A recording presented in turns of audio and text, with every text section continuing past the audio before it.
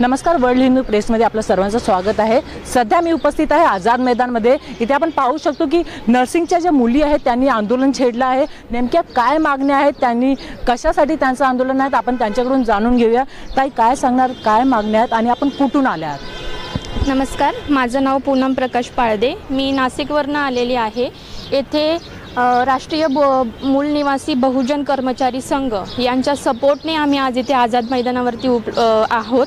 तर त्यामध्ये आमची मागणी आहे की COT 2023ला आम्ही एक्झाम दिलेली होती आणि त्यानंतर 2 लिस्ट लागल्यानंतरही अजून काही DMER मध्ये 900 जागा मध्ये पदोन्नती झालेली आहे। तर त्या पदोन्नती थ्रू आम्हाला त्यांनी रिक्रुटमेंट द्यावी, कारण आम्ही 2023ला एक्झाम दिलेली होती आणि अजूनही काही जागा रिक्त आहेत, तर आम्हाला त्या का मिळू नयेत याच्यासाठी ही एक मागणी आहे।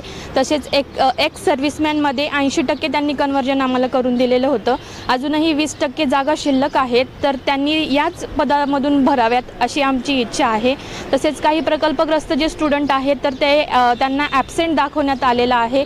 अशा आमच्या 9 ते 10 मागण्या आहेत, त्यासाठी आम्ही इथे सगळे जमलेलो आहोत। याच्या आधी पण तुमचं आंदोलन झालं, तेव्हा काय झालं, कोणी भेट घेतली आणि काय आश्वासन भेटलेलं तुम्हा लोकांना? 15 तारखेला आमचं एक आंदोलन झालेलं होतं, त्यामध्ये आम्हाला सुळे मॅडमने येऊन इथे आश्वासन दिलेलं होतं, पण मग तरीही अजूनही काही आम्हाला आयुक्तांनाही आम्ही लेटर दिलेलं आहे, तरीही आमच्या याच्यावरती दखल घेतली जात नाही आहे आणि पाहिजे तसं आम्हाला रिस्पॉन्स भेटत नाही आहे। त्याच्यामुळे आज आम्ही इथे धरणे आंदोलन पत्करलं आहे। तुम्ही कुठून आल्या आहात आणि जिथून आल्या आहात तिकडच्या आमदाराला, नेत्यांना याबद्दल काही कल्पना केली आहे तुम्ही लोकांनी? पत्रव्यवहार कोणाकोणाला केला आहे तुम्ही?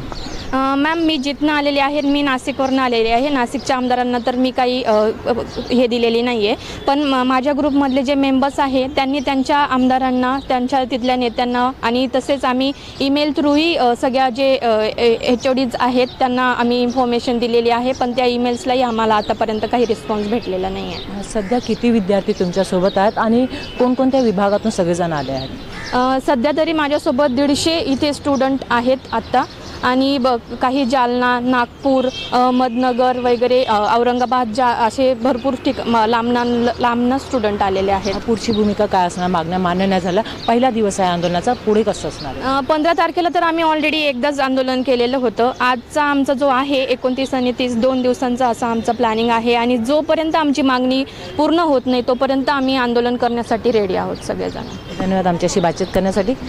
जोपर्यंत मागण्या पूर्ण होणार नाहीत आम्ही तोपर्यंत आझाद मैदान सोडणार नाही, असं या स्टाफ लोकांचं म्हणणं आहे।